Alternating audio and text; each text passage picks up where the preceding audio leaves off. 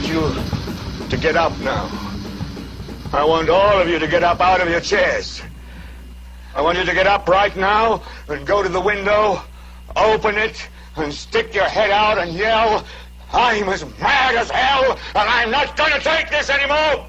Good afternoon, or good morning, everyone. This is Brian Smith on Smith Radio, bringing you all the late-breaking news of yesterday and a little bit of today, some of the stuff that went on through the middle of the night while you were sleeping.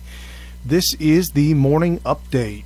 Today is September 14th, 2016, and today is actually Flag Day. Today is Flag Day, and I know a lot of attention isn't given to Flag Day.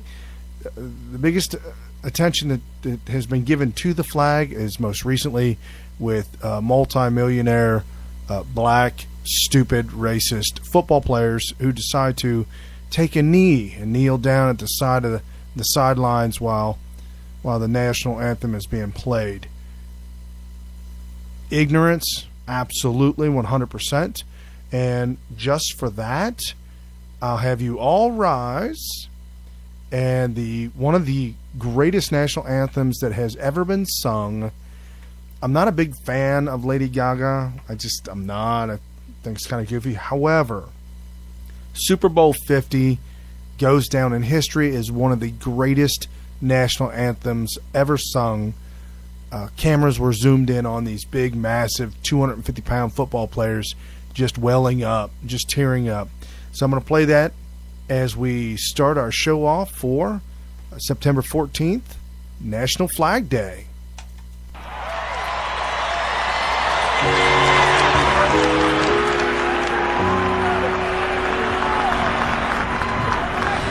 Oh, say, can you see by the dawn's early light what so proudly we hailed at the twilight's last gleaming, whose broad stripes and bright stars through the perilous fight o'er the ramparts we watched were so gallantly streaming.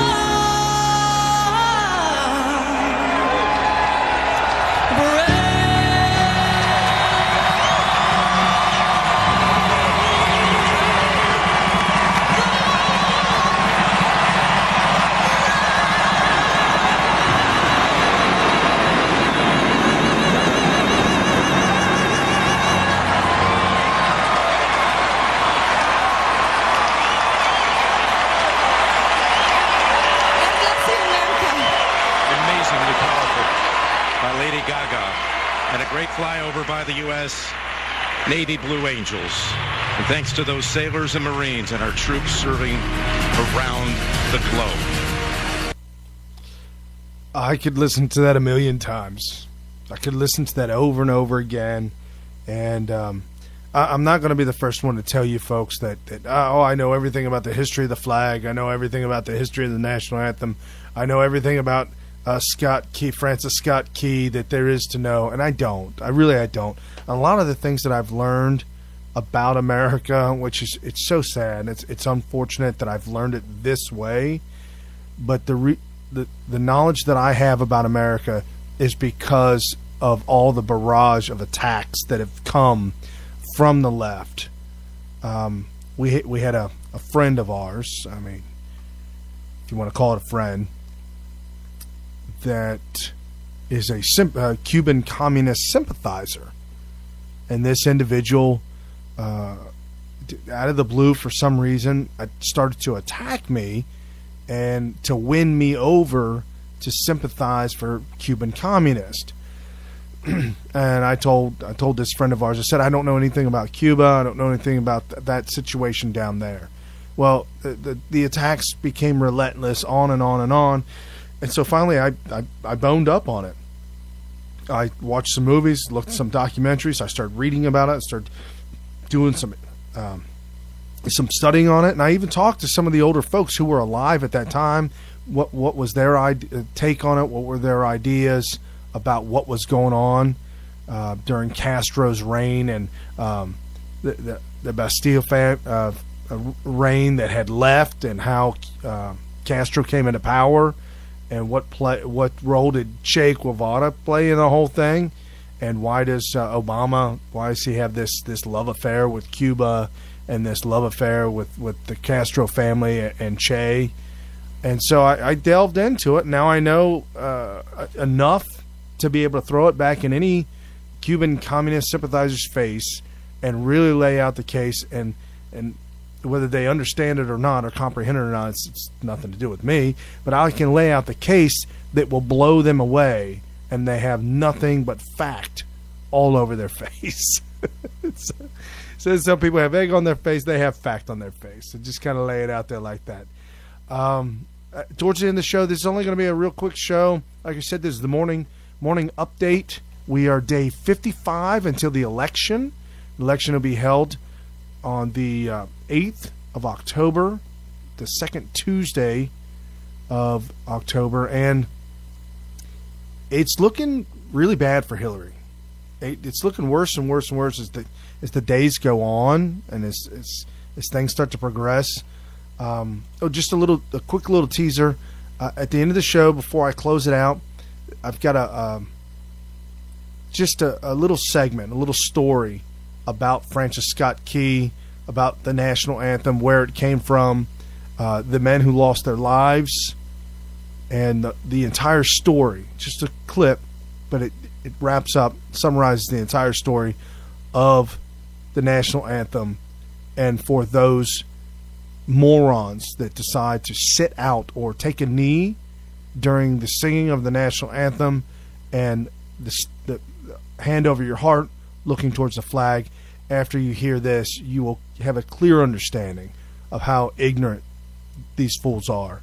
And it has to do with our education system, which has been hijacked by the communists, but I digress. So back to Hillary, because yesterday was last week was probably one of the worst weeks she's ever had. And yesterday just compounded that, made it much, much worse.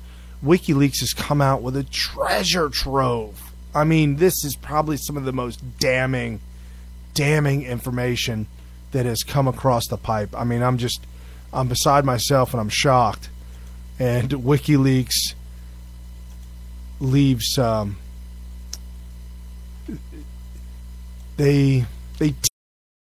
WikiLeaks, Assange overproduce. He'll say, okay, I've got about 4 or 5 things for you. You're going to love it. When it shows up, it turns out to be 50 things. So that's the overproduction of Julian Assange and WikiLeaks, which is just phenomenal. So one of the big things that I saw in the document dump, in the DNC leak, it's just, we know that the Democrats are crooked. We know that politicians are crooked just in general. Everybody knows that. We all know that. I understand that. Here's the problem, though. The problem is that Now, for the Democrat Party only, like literally only for the Democrat Party, we have this document dump that is just ginormous. Okay, I'm pulling it up right now. The whole pay-to-play.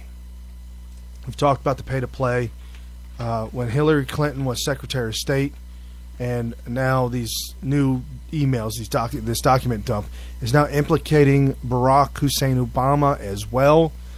Rush Limbaugh likes to say you'll never find a document signed by Barack telling Loretta Lynch or Eric Holder or anyone in any branch to do X, Y, and Z. You'll never see that document.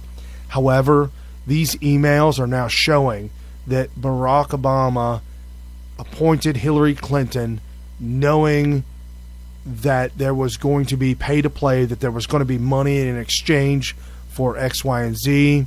And here's what happened.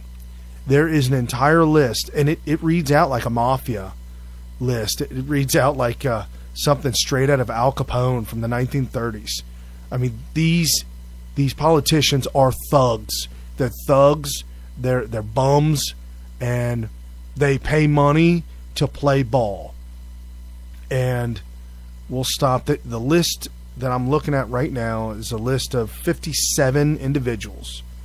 57 individuals that understood the name of the game and the pay-to-play. And this went down right after Obama got elected president.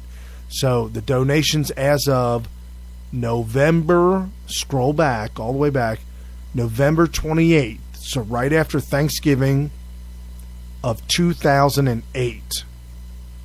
Okay? November 2008. And this is coming out of the DNC, the Democrat Party.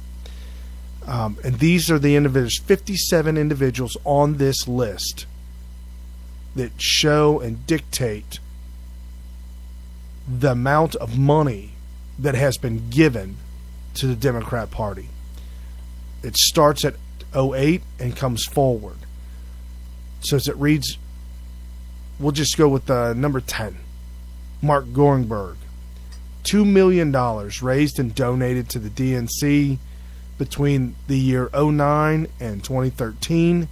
$2 million. And what did he get for $2 million?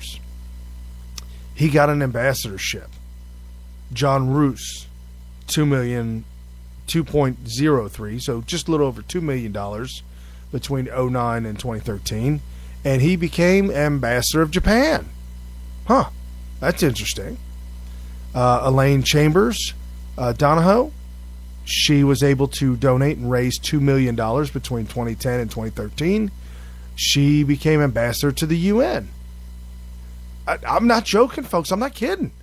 There's a list of 57 people who have donated. How about this one?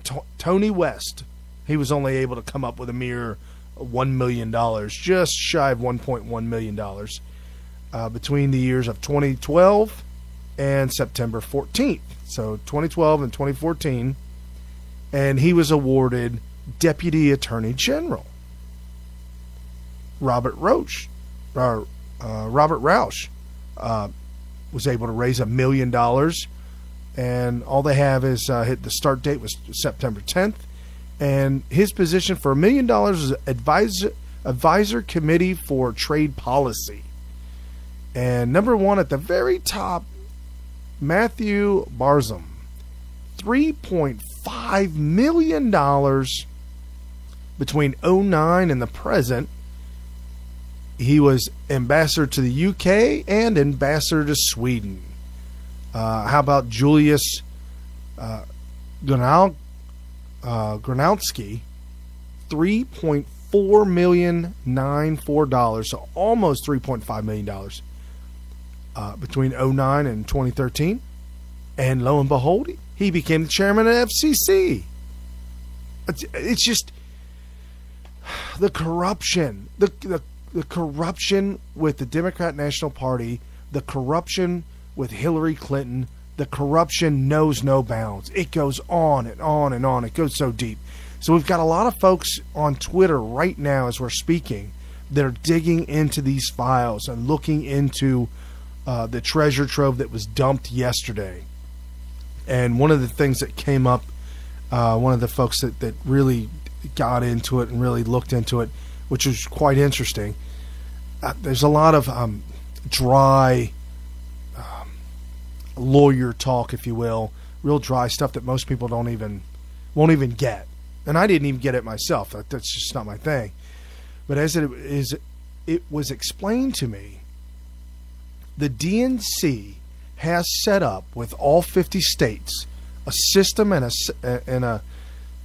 like a pay to play, if you will, with voters and voter registration for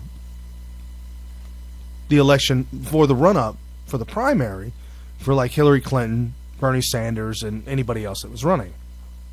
So they've got this set up, and it's really intricate, but the way they have it set up is literally, bottom line, is voter fraud.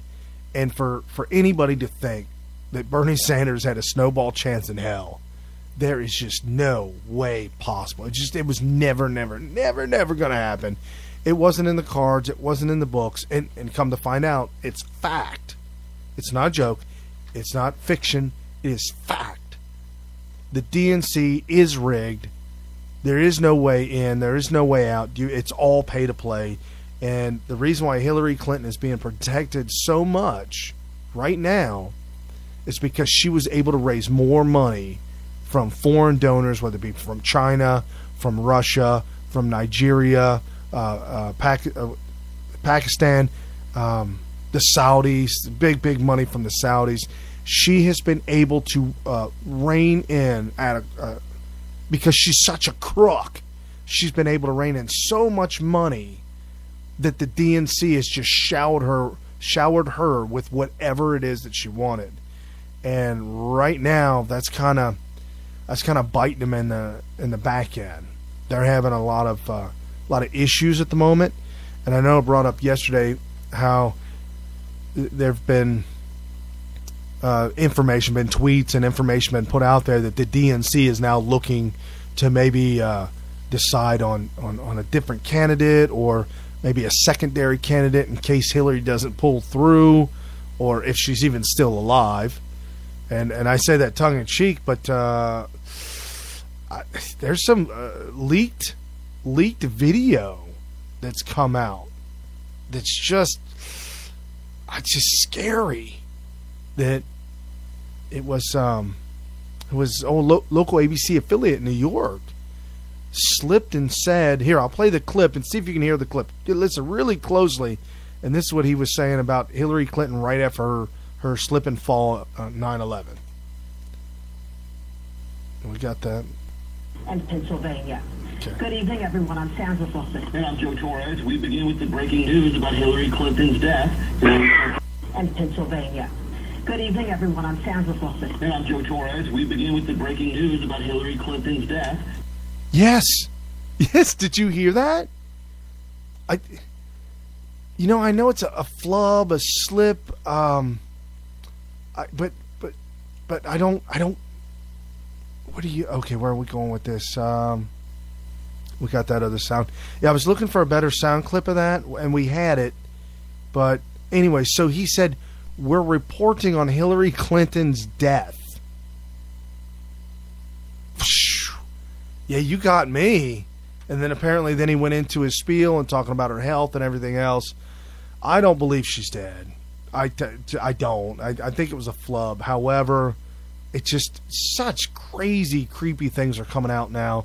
There's a video put out, a documentary, if you will, where this individual was documenting the time frame and the timeline and calling the entire Hillary Clinton pass out on 9/11, calling that staged, and it was fake. Don't listen to that. That's nonsense. That's tinfoil hat stuff. Listen to their show yesterday where Carrie Smith did an interview with Gary Byrne, the author of Crisis of Character. Incredible book, incredible interview, and he laid out exactly what happened with Hillary, exactly what happened with the detail, and how it went down in his insight. So listen to yesterday's show, and you'll get a bite of that. And that was, that'll kind of lay it out. So anybody that's saying that Hillary's dead, I'm not buying it. Anybody that's saying that was faked, I'm not buying any of that. Now, let's go into how bad it really is. Here's how bad it is. Here's how desperate it is. We got Harry Reid, just a despicable Democrat who got beat up in a drunken fight with his some relative. Just beat him up in a drunken brawl. We kind of think it was he owed his bookie money and he didn't pay up, and the bookie had to rough him up a little bit. I don't know if you remember that. He said he was on jogging on a treadmill or something, slipped and fell, had all these bruises on his face, and his eye was all bashed in. Okay, yeah, that's Harry Reid. So here's what Harry Reid did. He came out in a little like a press conference. Take a look at this character that's running for president. He complains about her health. What does he do? He's 70 years old. He's not slim and trim. He brags about eating fast food every day. So look at his health a little bit. And also, you have all been unfair to Hillary. Yeah. Yes, that's exactly what he said. You've all been unfair to Hillary. No. There's no unfairness whatsoever. It is reporting fact. Fact to a toe tag liberal is like kryptonite to Superman. It's unbelievable. Oh, one other big one that just came up for the DNC, the payoff, was Carol Mason. She paid the DNC $856,000, so almost $1 million. And right after she made the payment, Obama appointed her Assistant Attorney General, Office of Justice Programs. So these are all these things that are just starting to come out. It's just unbelievable, just the dirtiness of it all. The emails are starting to come out. They're starting to show exactly what happened and how this whole thing played out. The wheels are coming off this bus, this Hillary Clinton DNC bus, if you will, that's attempting to take America down the road of socialism. The wheels are coming off. Barack Obama came out yesterday and tried to stump for her, and it was just an epic failure. His talk was just it was very, very sad. All of them that are speaking on a regular basis, all these talks that they're giving, it's just really sad the way that they're coming off. They're not coming off right. They're blaming other people. They're blaming Donald Trump. They're blaming the Republican Party. You guys are crooks. You guys are hooks. You're lying and you're cheating and you're stealing, and it's all projection. So on the left, they can't run on their record. Well, here, I'll play this sound clip. One of my favorite absolute talk show hosts out of California, out of Los Angeles, is a guy named by the name of Larry Elder. Calls himself the sage from South Central, which is true. He is a sage. I've learned a lot from him. He was on Fox News, and this is what he had to say about Democrats and what their tactic is right now. Standard operating procedure for Democrats. Remember when Claire McCaskill ran for Senate in Missouri, she said that George W. Bush let people die on rooftops in New Orleans because they were poor and they were black. Well before Donald Trump came on the scene, Debbie Wasserman Schultz, the chair of the DNC, said they want to drag us back to Jim Crow. Barney Frank said that George W. Bush responded sluggishly to Hurricane Katrina because he wanted ethnic cleansing by inaction. Charlie Rango, who used to be the head of the House Ways and Means Committee, said they don't say N-word anymore or S-word anymore. They just say, let's cut taxes. All this well before Donald Trump came on the scene. Water's wet, grass is green, the sky is blue, Republicans are racist. That's what they do. They can't run on the record. They can't run on Obama's economy because it's the worst economic recovery since the Second World War. So they have to attack, and call the opponent racist. That's what Democrats do. Yeah. I mean, literally, listen to them. That's what they're doing. If you listen to Donald Trump and some of his speeches where he sits down and he actually talks to people in his speech, and the things that he's laying out policies and programs and ideas and a change, a good, positive, understandable change for the future for America. If you can't see that Donald Trump really wants to make America great again, then you're not looking in the right place. You need to go to his website and just start going down the bullet points and look at what he's written as to what he's going to do. Look at the list of Supreme Court justices that he says he is willing to look at these individuals, these types of individuals, or even these individuals on this list to nominate them as Supreme Court justice. I mean, he came out with a 10-point plan to revamp the VA. He came out with his foreign policy speech. I mean, literally, one of the speeches that he gave, it might have even been the foreign policy speech. A lot of people were calling that the State of the Union address. Folks, this is no contest. This is no contest. Hillary may have a lot more damage than what's going on right now. I'm not buying this thing about her just having pneumonia. I honestly, my personal opinion, and from some of the things I've seen, she's got a lot more going on than that. I know some of the emails and the WikiLeaks emails that have come out. Huma Abedin is seen in the emails typing away, and she makes comment to blood clots, migraines, passing out frequently. I mean, just a lot of different problems. And so there's a greater extent to what's going on. Hillary's been having these issues for a long, long time now. This didn't just come up. Bill Clinton, he was talking on CNN just the other day, and he made the comment, something to the effect of, these have been frequent, or I mean infrequent, just a little flub, a little slip, and CNN actually edited that and cut that out, so you don't hear that part. Thank you, CNN. Appreciate you cutting out the truth. Here's another thing that they didn't cut out, and this is still part of the same interview. I just don't have the soundbite of him saying what he said about Hillary having frequent head problems and passing out problems, because they cut that out. But I do have this sound clip of Bill Clinton, and the DNC's thrown out Obama to go pitch for Hillary because she can't pitch for herself, and now the DNC is throwing out Bubba Clinton to pitch for Hillary as well. And apparently Michelle Obama is also going to come out and speak on the part of Hillary, trying to say why she's such a good person, a good candidate. And so Bubba comes out, and he's on CNN, and this is what he had to say.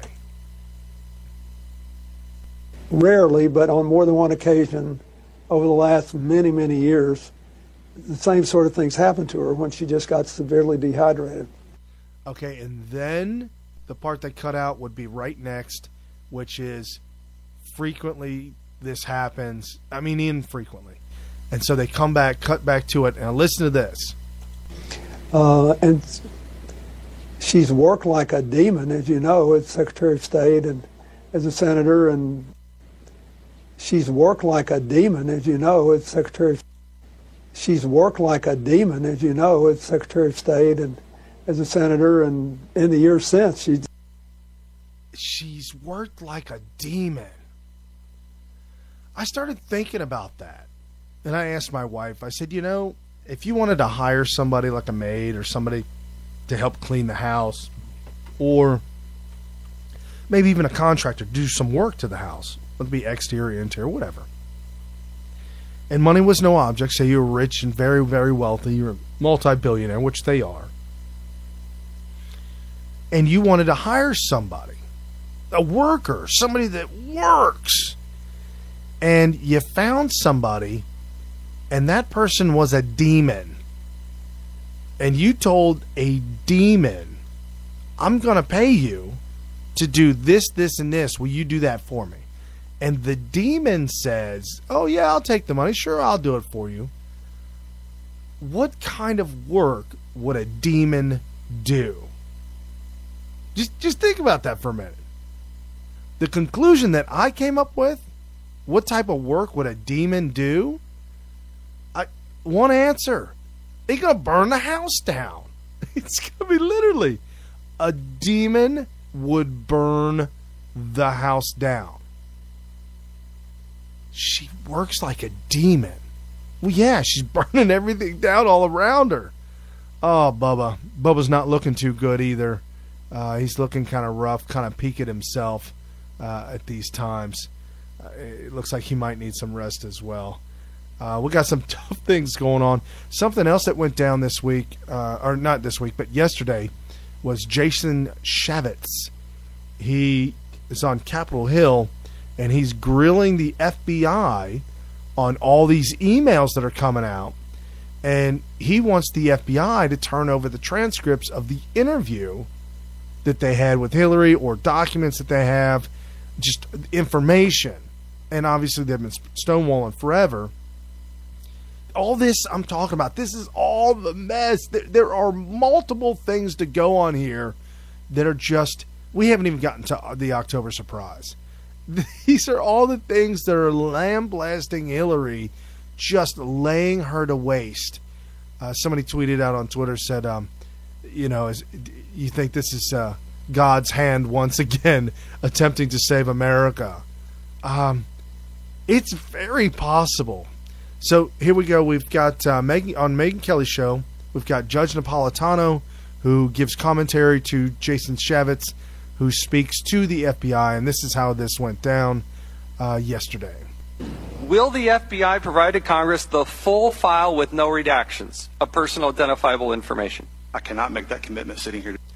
He says the full file with no redactions to Congress, which means no names blacked out, no paragraphs deleted, everything word for word. That's what he wants. Today. Then I'm going to issue a subpoena, and I'm going to do it right now. So let's go. I've signed this subpoena. We want all the 302s, and we would like the full file. You can accept service on behalf of the FBI? Certainly. You are hereby served. This is dramatic and legally effective. The FBI, which rarely receives subpoenas, received one on national television. They will have to go to a federal judge now to argue why they shouldn't have to comply with that subpoena. They're going to have to give up a lot of information about who they talked to in the Hillary investigation that they didn't want to give up. Precisely. They can't tell the Congress what the Congress can read and not read. Fascinating. Judge. See, Congress has this oversight. We've got these branches of government. It's the checks and balances. That's what they're supposed to be doing. And for the last 7.5 years, nobody's kept Obama in check. Nobody's kept the FBI in check. Nobody's kept the IRS in check. I mean, it's just been one thing after another after another. All the way back with Eric Holder running guns to the mafia, to the Mexican drug cartel and the Fast and Furious, all the way up to the IRS, crushing, trying to stamp out and crush Tea Party members, trying to start a 501c3 to raise money. It's one thing after another, after another, after another, and the FBI is now on the hot seat. And folks, don't think that the FBI is one person. It's not. There are tons and tons of people that work for the FBI, that work for these government agencies, that are absolutely appalled that Hillary has been able to get away with these things for so long. And they know how crooked, how corrupt, and how bad she is. And they're willing to put it on the line to get this information out there. A lot of people right now are accusing these email dumps right now as being an inside job of the DNC. So there's possibility. There's people that work at the DNC that want to see Hillary gone. Chelsea Clinton has taken over the Clinton Foundation, and there's a lot of people that have quit the Clinton Foundation because of her arrogance, and she's impossible to work with, and her attitude, and, well, the apple doesn't fall far from the tree now, does it? So that's kind of what's going on today. A lot more of these WikiLeaks emails are going to come out. We're going to go through them. We're going to be able to read them and really find out the details of everything that's going on behind the DNC. Oh, and by the way, if you know somebody who has donated money to the DNC using a credit card, call them and have it canceled. all credit card numbers have been exposed by the hackers that hacked the DNC. All credit card numbers, all names, all email addresses, all correspondence. It is just, when I say this is explosive, this was a huge dump yesterday, and it's going to take a little bit of time to get through it all. Apparently, Julian Assange is saying that there's more information to come, that there's a lot more to come, and the October surprise is not even here yet. Follow us on Twitter at Smith Radio, SMYTH Radio. There's a lot of tweets going on there, a lot of information being put out there. You can also follow us on Facebook.com/Smith Radio. And if you just want to make it quick and easy and see Twitter, Facebook, Breitbart, Matt Drudge, and Smith Radio, all one big page. Go to our website at smithradio.com. At the top of the page, you'll see two red buttons. One on the left that says Live Sunday night, and that'll be our Sunday night show. That's for 3 hours, and we wrap up the entire week. We usually have some guests that come on the show that are phenomenal. All our guests are great. To click that when we're live on Sunday, and then on the right there'll be another red button that says iHeartRadio. You can click on that and go right to iHeartRadio and listen to us anytime you want, 24/7. All of our shows for the last 3 years. And if you want the short link to iHeartRadio, it's iHeart.smithradio.com, and you can catch all that information there as well. And like I promised, I'm living up to my promise. Right now, I'm going to give you the story of Francis Scott Key and the national anthem. It is Flag Day, and I know it sounds trivial because they've tried to make it trivial, but Flag Day should probably be one of the greatest national holidays that we have, and literally this should be a day off, a holiday off, versus Labor Day, which is the Socialist National Communist Day, Labor Day. I digress. So here's the story of Francis Scott Key, the national anthem, and the pride that we have for America. Make America great again. Vote Trump. There's no other way around it, and this is why. There was a lawyer once. His name was Francis Scott Key. He penned a song that I'm sure you're aware of. You've seen it. It's in most hymnals throughout our churches. It's called the National Anthem. It is our song as an American. We go, however, to a ball game. We stand in our church services and we sing the words of that song, and they float over our minds and our lips, and we don't even realize what we're singing. Most of us have memorized it as a child, but we've never really thought about what it means. Let me tell you a story. Francis Scott Key was a lawyer in Baltimore. The colonies were engaged in vicious conflict with the mother country, Britain. Because of this conflict and the protractedness of it, they had accumulated prisoners on both sides. The American colonies had prisoners and the British had prisoners. And the American government initiated a move. They went to the British and they said, let us negotiate for the release of these prisoners. They said, we want to send a man out to discuss this with you. They were holding the American prisoners in boats about 1,000 yards offshore. And they said, we want to send a man by the name of Francis Scott Key. He will come out and negotiate to see if we can make a mutual exchange. On the appointed day in a rowboat, he went out to this boat and he negotiated with the British officials. And they reached a conclusion that men could be exchanged on a one-for-one basis. Francis Scott Key, jubilant with the fact that he'd been successful, went down below in the boats, and what he found was a cargo hold full of humanity, men. And he said, men, I've got news for you tonight. You're free. He said, tonight I have negotiated successfully your return to the colonies. He said, you'll be taken out of this boat, out of this filth, out of your chains. As he went back up on board to arrange for their passage to the shore, the admiral came and he said, we have a slight problem. He said, we will still honor our commitment to release these men, but it'll be merely academic after tonight. It won't matter. And Francis Scott Key said, what do you mean? He said, well, Mr. Key, he said, tonight we have laid an ultimatum. upon the colonies. Your people will either capitulate and lay down the colors of that flag that you think so much of, or you see that fort right over there, Fort Henry? He said, we're going to remove it from the face of the earth. He said, how are you going to do that? He said, if you will, scan the horizon of the sea. And as he looked, he could see hundreds of little dots. And he said, that's the entire British war fleet. He said, all of the gunpowder, all of the armament is being called upon to demolish that fort.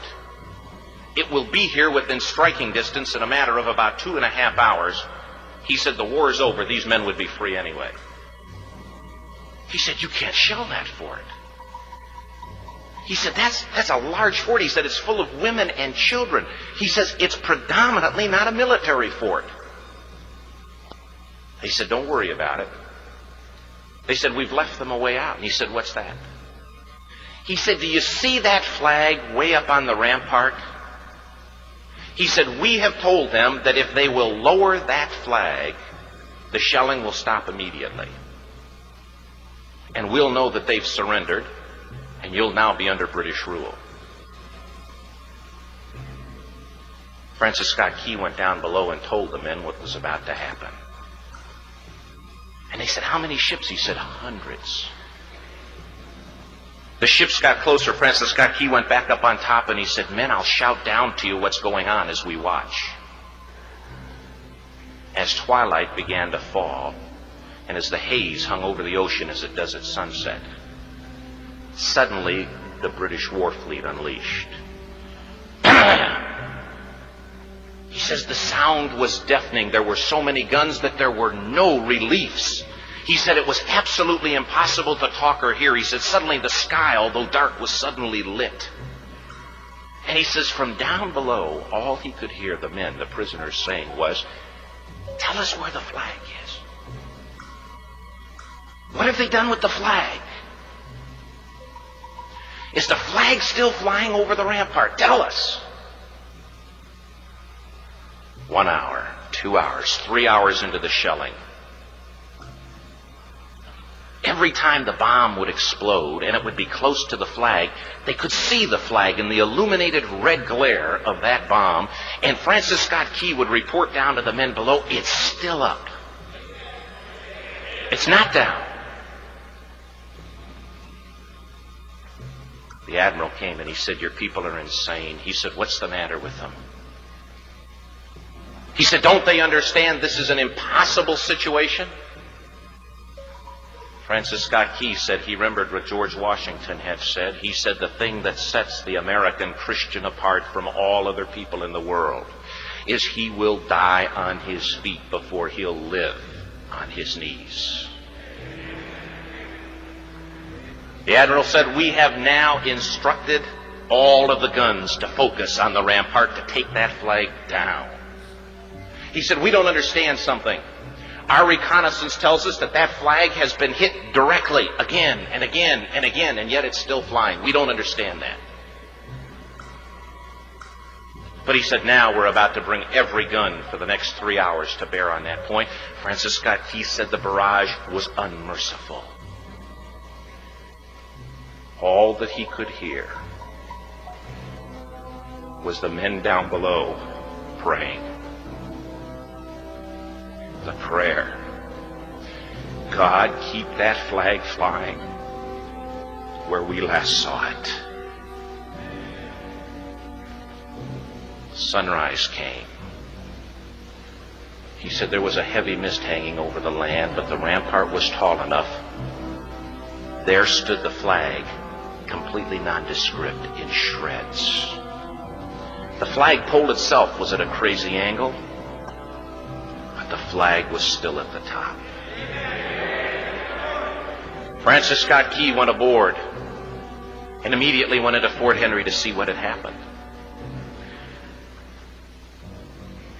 And what he'd found had happened was that that flagpole and that flag had suffered repetitious direct hits. And when it had fallen, but men, fathers, who knew what it meant for that flag to be on the ground, although knowing that all of the British guns were trained on it, walked over and held it up humanly until they died. Their bodies were removed and others took their place.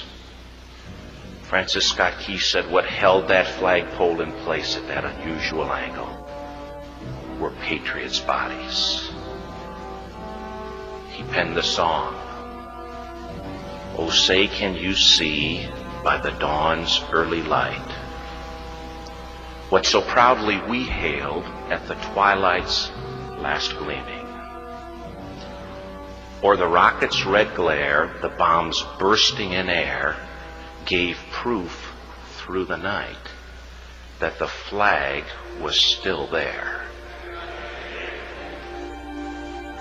Oh, say, does that star-spangled banner yet fly and wave o'er the land of the free and the home of the brave?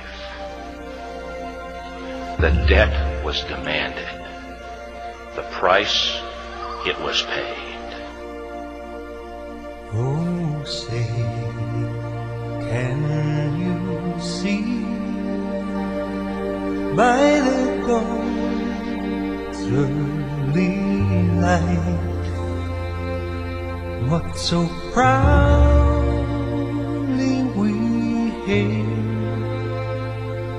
at the twilight's last gleaming, whose broad stripes and bright stars through the perilous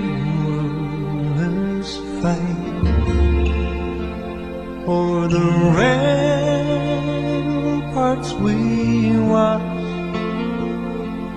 were so gallantly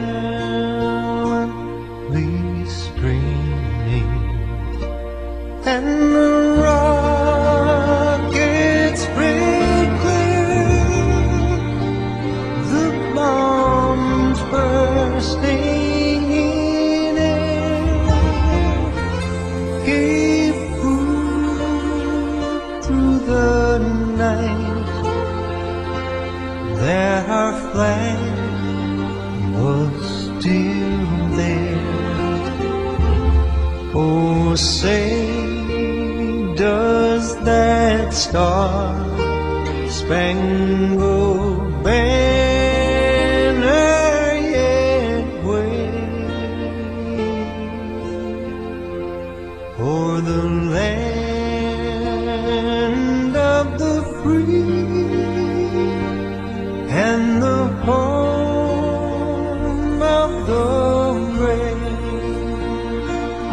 Oh, say, does that star-spangled banner yet wave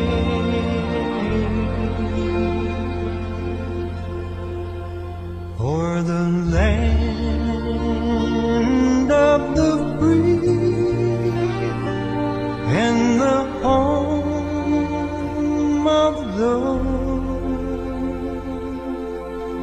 brave?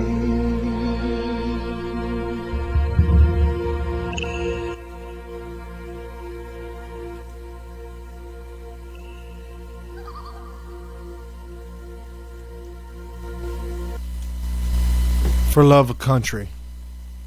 We love this country so much that we wish to, we are willing to do whatever it takes to save it. Why doesn't everybody have freedom and a democracy and a setup like we do here in America? Why doesn't everybody have that? Because not everybody wants it. Why doesn't everybody have a Mercedes? Why doesn't everybody have a millionaire? Why doesn't everybody have this, this, and this? Life's not fair.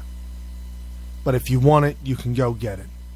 Dinesh D'Souza was not born in America, but he did whatever he could to get to this country legally and to benefit this country, to be a benefit for this country. We need to build a wall on the north and the southern border to protect our freedoms and our people who live here. We need to protect our people. So for those of you who get little squeamish when you hear the word build a wall, understand that that wall must be built for protection. Just like Hillary Clinton's camp in Chippewa, New York, has a wall all the way around it to protect it. Just like the founder of Facebook has a wall around his compound. There's a reason for these things. We need these walls, and we need to start to focus on protecting Americans who love America, who love America's freedom, and not trying to impose foreign ideologies on us. We don't need foreign ideas. We don't need to be looking towards other countries for other ideas to make ourselves great. Just like a football team or a baseball team. When you're not doing so good and things are rough and you're losing a lot of games, the coach doesn't go to another football team and say, hey man, can you help me get myself better again? That other team is not going to help you.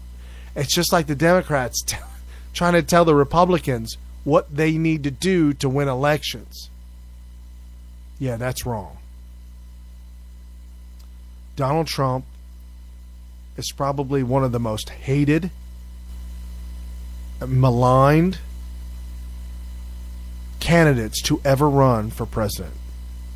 There may have been others that we don't know much about. I know they certainly maligned and hated Ronald Reagan, both the party and the Democrats.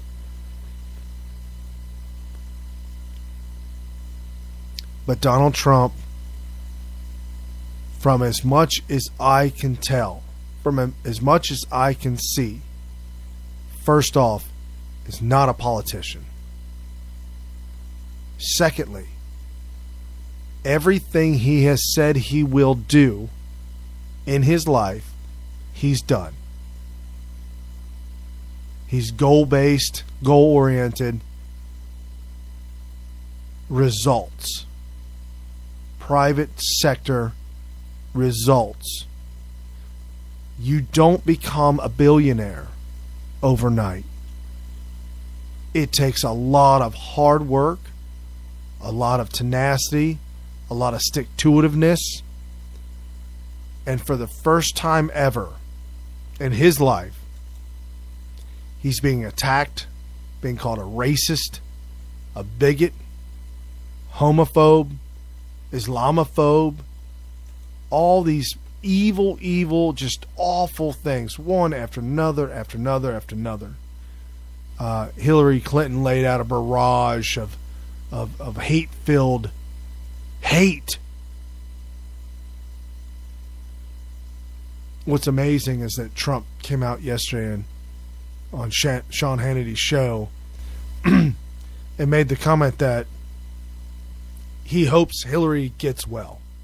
I hope she gets well. I hope she does well. Get her back on the campaign trail. There's a good-heartedness about Trump that I've always liked. Years back that I've always liked. And I can't find a point in time where he has lied to anybody.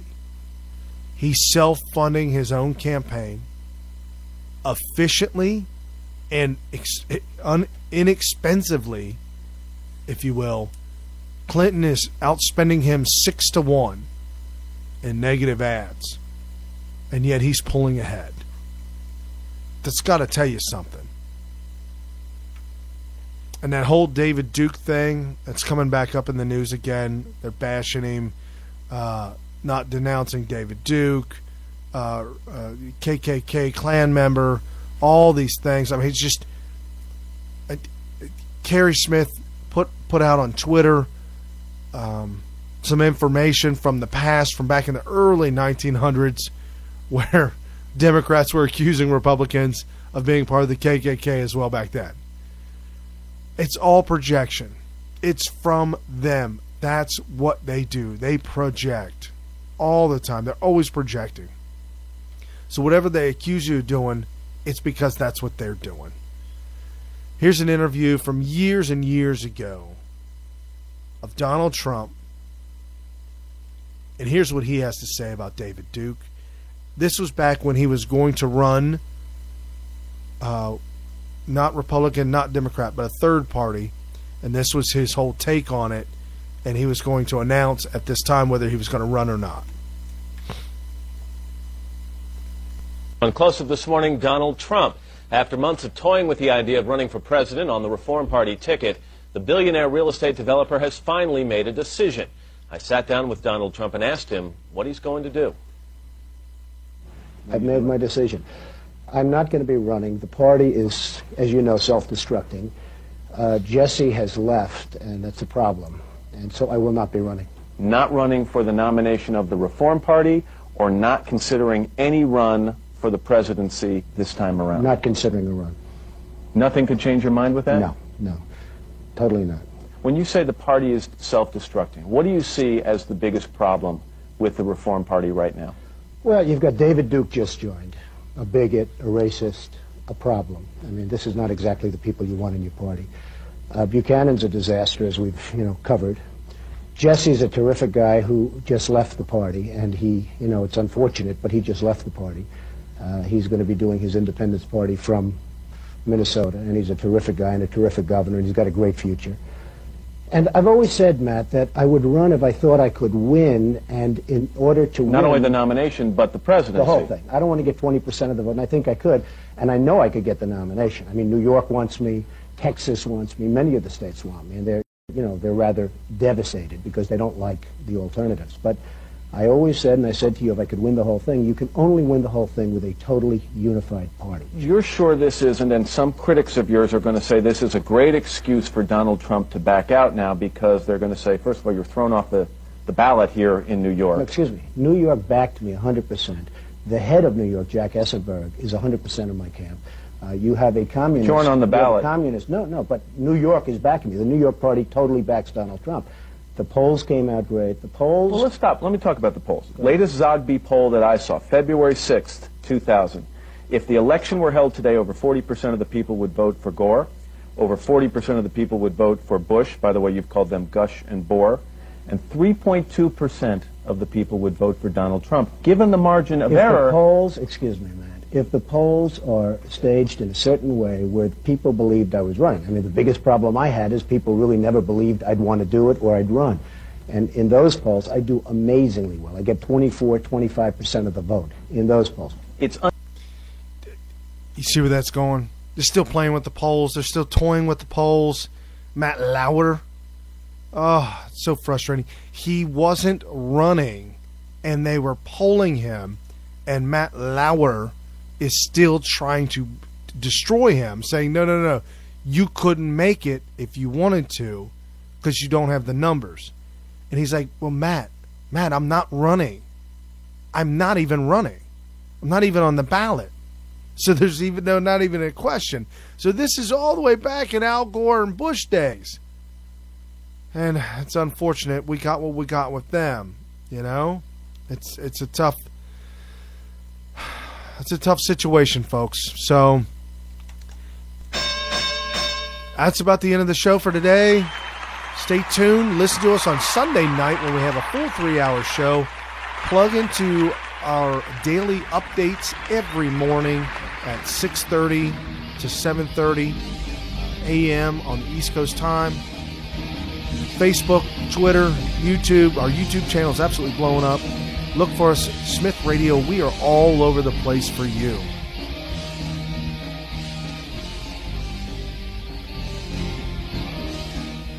With unfathomable power. What kind of power? Unfathomable. It's without fathom.